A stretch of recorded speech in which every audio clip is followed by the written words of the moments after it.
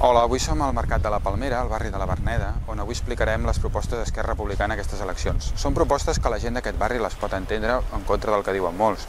I és molt senzill, perquè nosaltres creiem que abans de 2 anys, aquesta seria la primera proposta, hem de fer un referèndum per la independència. Catalunya té pressa per sortir de la crisi.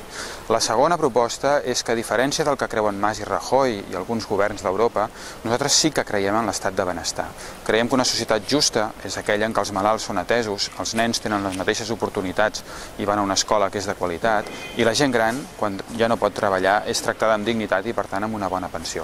Això només ho podrem fer amb l'estat de benestar, i això només podrem tenir un bon estat de benestar si assolim la independència.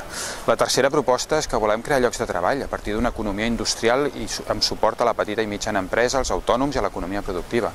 De fet, avui estem explicant, al mateix temps que avui som nosaltres aquí, a Viladecans, l'Oriol Junqueras està explicant un projecte d'industrialització pel Baix Llobregat, perquè nosaltres sí que creiem en l'economia productiva, en la indústria, i creiem que una Catalunya independent que inverteixi en infraestructures productives serà capaç de crear molts llocs de treball, i llocs de treball de qualitat. Per tant, llocs de treball en la indústria, un estat de benestar per totes les persones i un referèndum d'independència en 2 anys són les propostes que avui explicarem al barri de la Verneda, aquí al Mercat de la Palmera.